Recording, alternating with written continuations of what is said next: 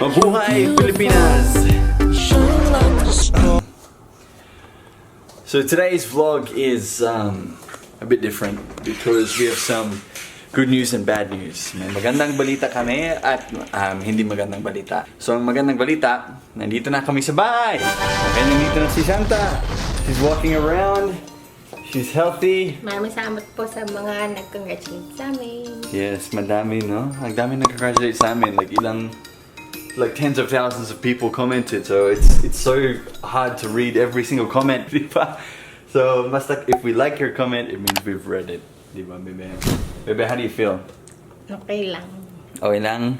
Tingnan niyo yung tummy ko. Yes, tingnan nyo. It's super maliit na. Pero parang... It's malambot na din, no? Is it masakit? Hindi. Uncomfortable lang. It's good that we're both home now, diba? Oh, paras kita naka-blue. Ang masamang balita is wala si baby. Hindi namin siya kasamang umuwi. Iniwan namin siya sa hospital kasi he has may sakit siya. Sabi ng doctor na eto yung nangyari ha. Si Shanta nag-rest siya, nagpahinga siya dun sa room niya. Tapos the doctor called me to talk to me. So pumunta ako dun sa special care unit. Tapos sabi ni doc, take a seat. Sabi niya na so we did an x-ray on your baby and she said it like this. She said, "My pneumonia eh." I was like, wow, isn't that really bad? Pneumonia? I had never heard of babies having pneumonia before, but apparently after talking to some of my friends, maraming cases na ganon and marami din nakasurvive ng pneumonia. So yeah, we have our hopes up, di ba, bebe? Kasi di ba sabi din ni doctor na full term siya, tapos malakas siya. He just needs to fight. Nandun siya sa incubator and meron siyang tube dito sa throat niya going to his stomach to extract all the yellow na liquid. Yeah, there's something in his stomach na basta mahugaw, dumi. So, extracting all of that out of him, tapos meron siyang IV drip sa kamay niya, which is antibiotics, no? Hindi. Antibiotics yan. Dalawa yan. Pinapalitan yan. Nutrients pag kakain siya. Tapos, ano ba yun? Antibiotics. Yung brain ko hindi na gumagana. Nabubobo na. The doctor, tinawagan ako ng doctor kagabi. Nung umuwi kami sa bahay, sabi niya na they took him off the oxygen na. So, hindi niya kailangan ng oxygen para makahinga siya. Tatay nila kung kaya na niya na wala na. Yes. So, yun yung pinakahuling update namin. So, sana he is gumaling na. Sana all yung tube niya gumaling sa tummy hindi pa tinanggal kasi meron pa siyang yellow stuff sa tummy niya. Kaya hindi pa siya ready for breastfeeding. Tsaka wala ka pang gatas, di ba? Wala pa. Parang mas madaling manganak kesa magkaroon ng gatas. But it's amazing, guys, no? Naglalakad na si Shanta. Parang wala lang. Parang hindi nag-anak. Hindi ako CS kaya nakapaglakad ako. Pero you can feel na sore pa din yung bottom mo. Parang ganun. Parang mahuhulog siya. Pero ano naman? Carry. Ang lakas, matapang ang waray. Di ba? Matapang. Hindi. Kasi You are matapang, bebe. Pag-isipin mo na kasi nung start, after After ako nanganak, parang isip ko, parang katulugan mo akong tumayo. I'm very proud of you, bebe. So, ito po yung view galing sa condo namin. So, maganda, lalo nang naka-lockdown na wala nang pollution, no? So, dun sa malayo, what's good is nakikita po namin ang VRP, the hospital na kung saan nandun ang baby namin. Nandun siya. Okay, so we can see where he is from our window. Isang konting kampot lang, nandun ka na. We've called our driver who is John Wagas. He's going to take us dun sa VRP and we're going to visit our bebe in the special care unit. And sana we have good news from the doctor, no? Sa wakas, nagkabebe ang pagbebe.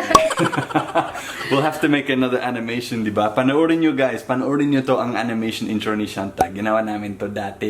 Ito yung laging intro sa YouTube channel ni Shanta. Once upon a time in the land of Bevil, there lived a bebe named Shanta. But she was no ordinary bebe. She was a pabebe bebe.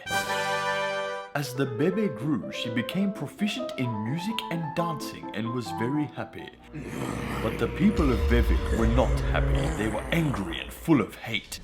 So the baby skipped through Bevil, spreading her baby magic everywhere she went and made them happy. And from that day forward, the town of Bevil became known as Pabebevil. Because pabebiness is happiness. Okay, 25, tara na. We're going to the hospital na. Ready, bebe? Wow, nakakilay ka na din. Paratang nagkikilay ka ba? Kahit nag-aanak, kahit nagla-labor, nagkakilay pa. Kailangan yun nag-frame yun ng face niyo. Galing, no? Hindi kailangan ng tulong. Picture ako, sir. Pa-picture ka? Ito si Kuya John. Ay, hindi pala kuya, no? Mas matanda ako sa'yo, no? Yes, punta na tayo sa hospital. Pwede iwanan yung... Kailangan kasi. Kailangan iwanan. Kasi siya. Mabilis daw yung hinga. Okay. Sana Matik na. makalabas kayo, no? Yun, ito nakita ko sa vlog. Ito, ng security. Nakita mo? Ayun, si Albania. Si Sir Albania. Albania? Alam mo na, Albania? You remember being here, bebe? Naalala mo? May wheelchair nila ako papunta dyan. Yes, nag-wheelchair ka. Tapos Pumunta umihinga dyan. naman ako dyan. Oo, umihinga dito. Hindi yan ihin. Pumutok yung panagbigyan mo dito, no? Hindi dito pumutok, dun pa sa bahay. Hindi, yung nagla-leak ka dito, di ba? Nag-leak, pero pumutok na yun. Ang Ganun.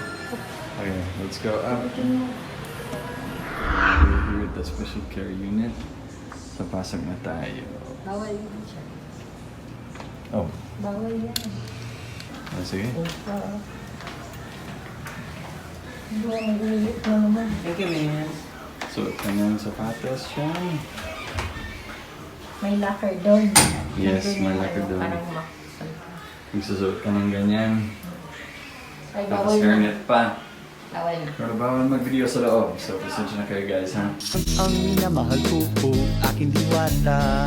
Ito yung nurse ko na maganda. Pakita mo. Yes, mga nurse ni Shanta. Kayo dyan. Yung hair mo, pakita mo. Mga sikat sa TikTok ka.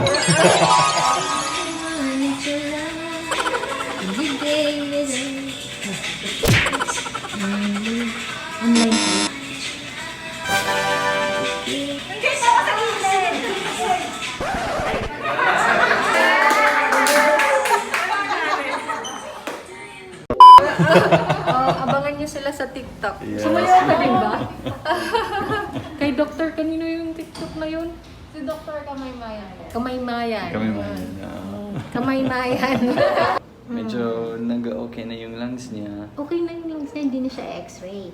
Tinanggal na niya yung oxygen sa kanya talaga. Oo. Kasi kailan ba yung tinanggal? Kahapon? Kahapon. So ngayon, yung problema is nasa tiyan.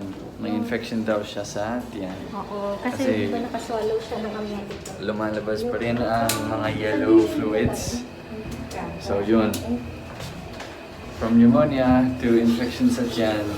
So habang may infection siya sa tiyan, hindi pa pwedeng uminom ng breast milk.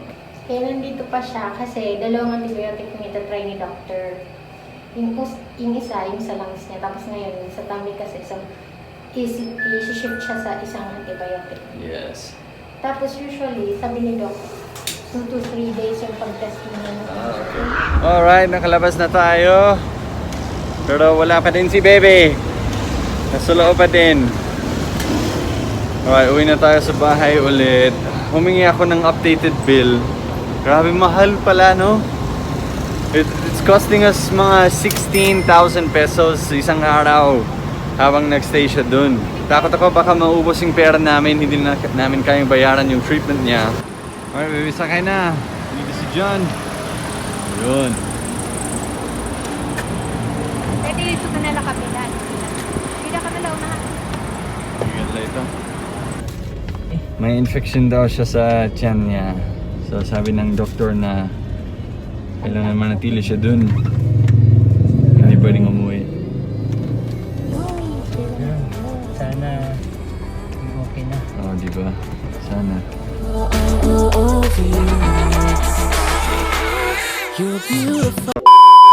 Doktor Dr. Sonny Abelardo ng VRP kasi ang galing nila. Tapos very caring talaga sila. Yung service nila maganda.